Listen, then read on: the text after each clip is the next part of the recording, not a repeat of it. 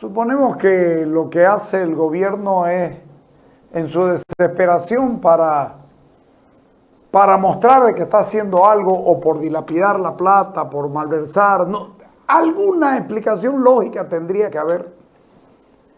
Resulta que le ha destinado a Ende, a ver si le entendemos a esto. Resulta que le está dando como 4.000 millones, ¿no? 4.000 millones de bolivianos a Ende. La plata más al pedo del mundo, seguramente para destinarla a otro lado, porque resulta que tenemos sobreoferta de electricidad. Cuando vos tenés sobreoferta de electricidad, no tenés necesidad de meterle un peso más, porque resulta que siempre va a salir bien. Hoy día miraba las noticias y leía en el periódico: vamos a recaudar menos plata de lo que se va a pagar en sueldo este año. Como lo están oyendo, vamos a recaudar, impuestos internos va a recaudar, a propósito de impuestos internos, llegan quejas de usuarios del sistema de pago de impuestos por internet, porque vive colgado. No sé si está mostrando una caricatura del presidente o alguna cosa, que está colgado, porque no salen facturas, no pueden salir facturas pendientes, etcétera, etcétera. Digo, si está mal su internet de Entel, cámbiense de compañía. Pero no perjudiquen a la gente, porque si no pagan en el tiempo, o si no emiten la factura en el tiempo, les cobran multa y resulta que ustedes tienen la culpa. Pero esto está muy mal. Ponelo a don Jorge Camine. Dale. El tema de Ende, habría que entender, ¿no?, de que las empresas del Estado o estatales, en realidad, todo el superávit que generan estas empresas es para pagar los diferentes bonos que se dan en Bolivia. Entonces, en ese entendido, de repente el Tesoro General, o el presupuesto más bien, debería inyectarles algunos recursos para los que son gastos operativos. Entiendo eso. También sería interesante poder tener el detalle de las inversiones que se puedan hacer, ¿no? Entonces, de repente, estos 4.000 millones que mencionás, se podría estar considerando algunos gastos operativos necesarios y, bueno, el saldo se podría considerar como posibles o futuras inversiones que haga la estatal, ¿no? Sin embargo, el tema, fíjate vos, de invertir 4.000 millones para tener una retribución, para tener una ganancia de 1.400 millones, de repente no va, ¿no? Entonces, yo creo que se tiene que tener clara la figura de cuánto va para gasto operativo y cuánto estaría yendo para inversiones. Y ahora, si es tan necesarias las inversiones, ¿no? Entonces, yo, al igual que el presupuesto general del Estado, creo que desde hace años venimos manejando un presupuesto inflado, ¿no? Eso, dentro de lo que la capacidad misma que tiene el Estado para poder cumplir todas las proyecciones, tanto de gasto como de inversión que se hace. En promedio, en los últimos 7, 8 años, se ha llegado a una ejecución de presupuesto de ¿cuánto? Entre el 70 y 75% máximo. Entonces, habría que, yo creo, que empezar a hacer algunos ajustes necesarios para poder también dejar de lado lo que es el déficit fiscal. Para el 2023 tenemos otro año de proyección con déficit fiscal. ¿Y esto qué significa? Que básicamente no podemos, o Bolivia no tiene la capacidad de generar los ingresos necesarios para cubrir la planificación en inversión, en sueldos y salarios, y bueno, y en todos los gastos que ameritan del Estado con recursos propios. Entonces, ¿qué quiere decir esto? Que vamos a tener que endeudarnos, ya sea de forma interna o forma externa, ¿no? En este caso de Ende, licenciado, tampoco es que Bolivia sea un país deficitario en cuestión de energía eléctrica, ¿no? Porque se ha visto que tiene sobreproducción incluso. Correcto. Estamos, si no me equivoco, tenemos por encima tenemos como más de un 40% de capacidad ociosa todavía. Entonces, una de las ideas que tenía el gobierno, si no me equivoco, si mal no recuerdo, era exportar, pero el exportar energía de repente no es como exportar gas. Tiene otras condiciones, tiene otras características, pero esperemos que este proyecto también se pueda aclarar y obviamente se pueda efectivizar, porque inclusive en la propaganda del gobierno se escucha, ¿no?, de que vamos a exportar energía y eso va a generar un ingreso.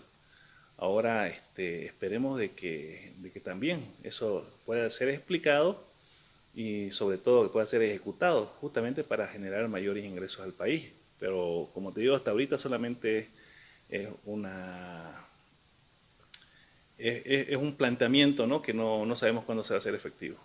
Y es una de las pocas empresas del Estado, ¿no?, que por lo menos ha tenido superávit, ¿no?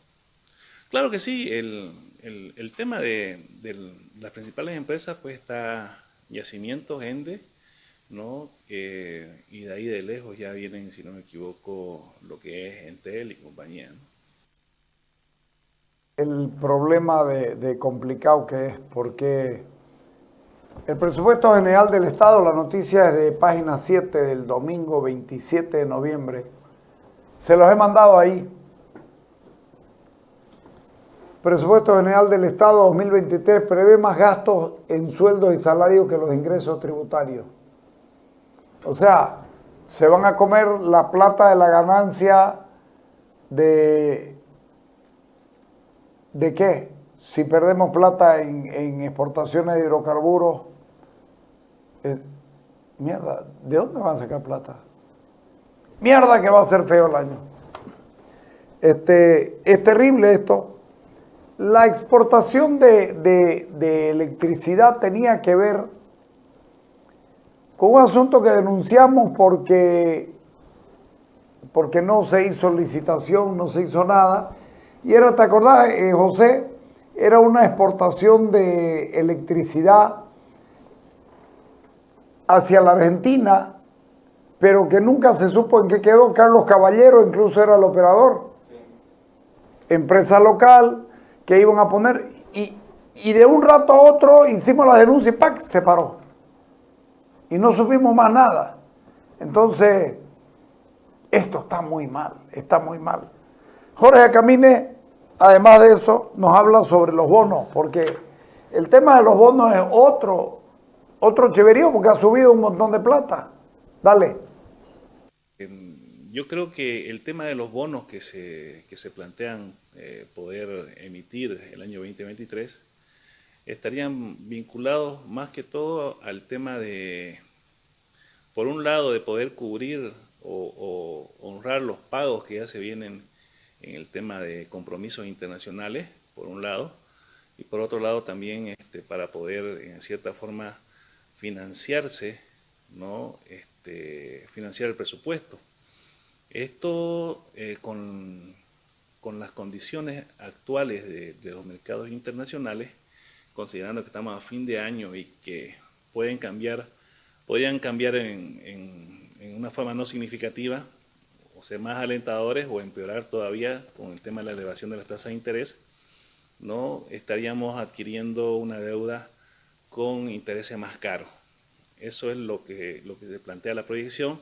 Sin embargo, tenemos que esperar, ¿no? Seguramente esto se definirá, yo creo que en el segundo trimestre del 2023, para poder determinar si es que las condiciones internacionales juegan a favor de Bolivia para poder entrar y poder colocar estos bonos.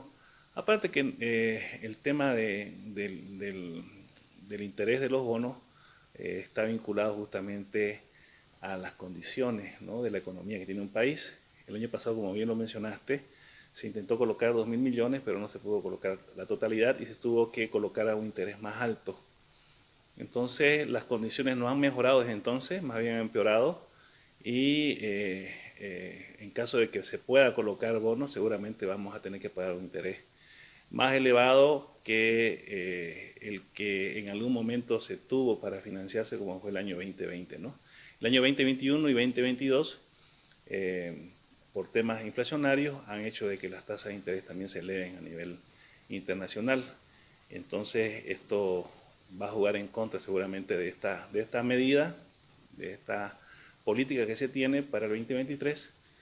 Pero bueno, esperemos de que si se da esta medida, sea favorable para Bolivia. Ahora lo que complica y lo que preocupa es el tema del endeudamiento, ¿no? Seguimos endeudados o no, y obviamente que esto parece que no se va a acabar nunca. Para concluir, licenciado, ¿qué papel juega el tema de las reservas internacionales en la posibilidad de que Bolivia acceda a todo esto, digamos? Bueno, el tema de las reservas es otro punto que preocupa. El tema de las reservas han caído ya por debajo de los 1.000 millones en cuestión de lo que son divisas, y mantenemos por arriba de los 2.000 millones lo que es el tema de oro, ¿no?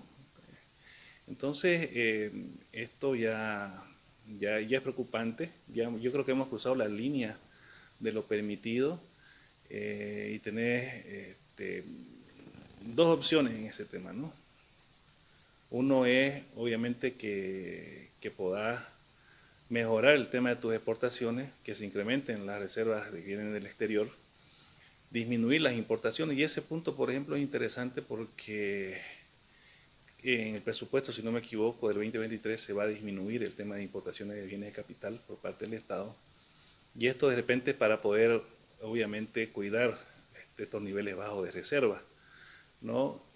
También no nos olvidemos que el tema de los préstamos internacionales, el tema de la colocación de bonos posiblemente, van a dar un mejor posicionamiento a lo que son las reservas internacionales hasta que se los ocupe claramente, ¿no? Entonces, solamente tendríamos que ubicar o buscar políticas que permitan una rehabilitación de los niveles de lo que son las RIN, ¿no? Mediante mayores exportaciones, controlar lo que son las importaciones de repente, el tema de la inversión privada, yo creo que se tiene que liberar, se tiene que poder dar mayor soporte, digamos, a la inversión privada, y empezar a ver cómo manejar el tema de atraer inversión extranjera directa. De esta forma podés incrementar lo que son las divisas y no seguir comprometiendo los niveles de reservas internacionales netas hasta el punto que estemos pensando en activar lo que es el movimiento del tipo de cambio, ¿no? Porque mover el tipo de cambio podría ser contraproducente actualmente por el tema de la inflación y obviamente el efecto en algunas otras variables macroeconómicas. ¿Se dan cuenta lo difícil que es? Reservas en divisas caen 48% de lo que va del año pese al superávit de la balanza comercial. La balanza comercial, por si acaso, es privada. El presupuesto general del Estado prevé más gasto en sueldo. Prevén que las eléctricas den el 5% de sus ventas a la renta dignidad. Y le están dando plata a las eléctricas para que tengan plata para darle a la renta dignidad. ¿Quién entiende esto? Pero un ratito, la toma de deuda es terriblemente grave, porque cuando vos salís a pedir y a ofrecer plata, señores, ofrecemos bonos porque eso es la toma de deuda. Estás diciendo que no estás yendo ni al Fondo Monetario Internacional, ni estás yendo a un tercer país. No, estás yendo a lo que los argentinos llamaron producto de la tunda que les tiraron a los famosos fondos buitres. O sea, tomadores de préstamos te dan la plata, pero ¿sabes qué? Sin vaselina, ¿no? Y hasta el fondo. Yo me pregunto, ¿No salimos acaso a ofrecer plata y no pudimos colocarla y aparecieron? No, es que no necesitábamos más. ¿Cómo no necesitábamos si ahorita está saliendo a pedir de nuevo? Y lo mismo 2.000. Resulta que antes eran 2.000, creo que colocamos 800, ahora son 2.000. O sea, le estamos aumentando 800 millones a la deuda, a la planificada de este año. Mierda, Tilín le está tirando unos peles estructurales que van a ser muy graves, terriblemente graves. Yo no sé en qué irá a terminar esto, poner la drástica caída a las reservas internacionales, ponerlo a Darío Monasterio.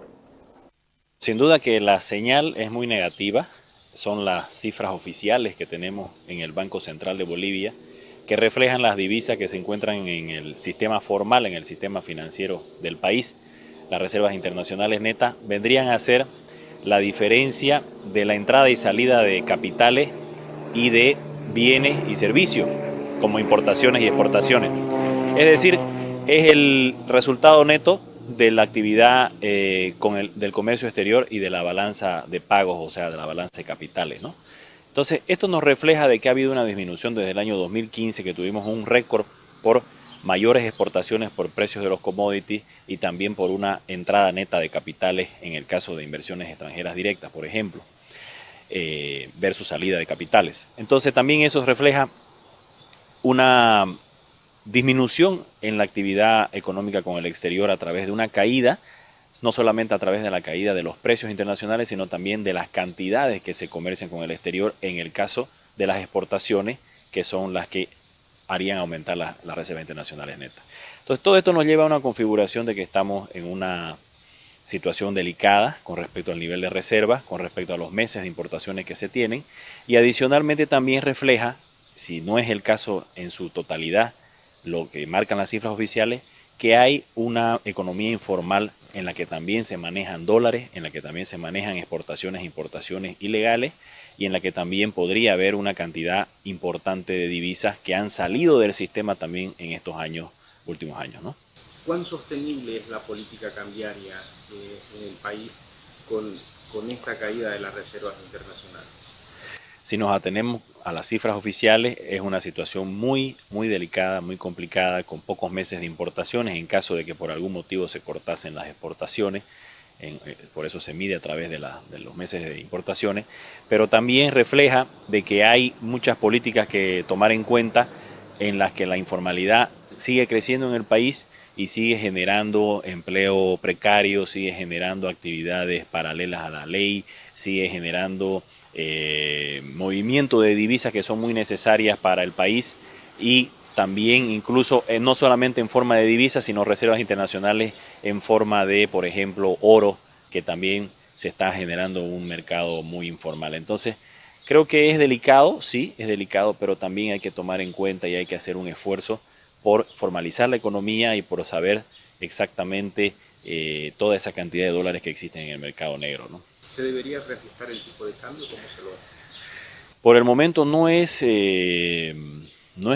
aconsejable por lo siguiente: si bien tenemos un bajo nivel de reservas internacionales netas, tenemos libre circulación de dólares en el país, es decir, que el boliviano y el dólar circulan paralelamente en la misma economía, incluso con una paridad, ¿no? 6.96 bolivianos por dólar. Entonces, eso significa de que todavía sigue existiendo mucha circulación de dólares en la economía, y por el momento, hasta que toda esa oferta de dólares, incluyendo lo formal y lo informal, no sea demandado y no se encuentre en dólares, ahí van a haber presiones y va a haber una presión por el tipo de cambio, un mercado paralelo, un tipo de cambio paralelo, un tipo de cambio en el mercado negro, que llevaría realmente a que sea insostenible y el tipo de cambio tenga una salida de shock.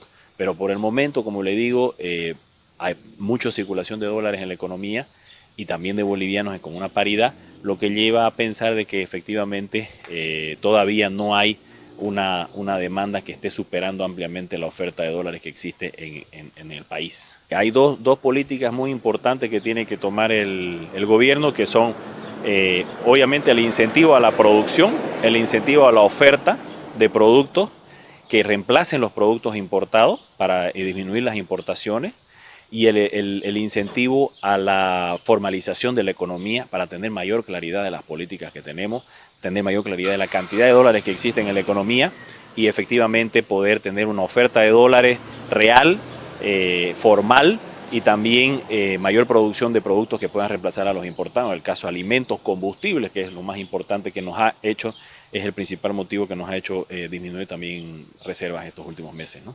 El presidente actual ha sido víctima de su propio diseño de la economía boliviana, ¿lo entendemos así? Claro, él es el ministro de Economía desde el año 2006, desde el comienzo del 2006. Él fue el que instituyó el tipo de cambio fijo el año 2011. Él fue el que instituyó todo este esquema de cambiario, el esquema también de distribución de recursos, de asignación de recursos, como se dice en la economía, donde se ha visto pues, que el modelo realmente necesita una reconducción, necesita un replanteo, necesita un cambio de chip pragmático para poder salir de esto, y eso también tiene que hacerlo con el sector privado, nacional, para poder justamente suplir el tema de las importaciones, tanto de combustibles como de alimentos en los principales casos, y obviamente también el tema de la formalización de la economía, de la reformalización de la economía, porque ha sido totalmente un camino hacia la informalidad en los últimos 16 años, ¿no? Fíjense que el 22 del mes pasado, el presidente Arce hizo un discurso de 3 horas y media, ¿no? Habló maravillas de la economía, maravillas de la economía. Y resulta que estamos bien mal y estamos en problemas que tenemos la misma persistencia del déficit fiscal, etcétera, etcétera. Pero con una cosa más. Juan Pablo Suárez, presidente del Colegio de Economistas, dice: hemos perdido reservas a un ritmo de 4 millones de dólares por día. Y esto ya es 4 millones de dólares por día. ¿Y de qué se disfraza don Arce? Nada, va a seguir mintiéndonos de que la economía está bien. Vamos al corte.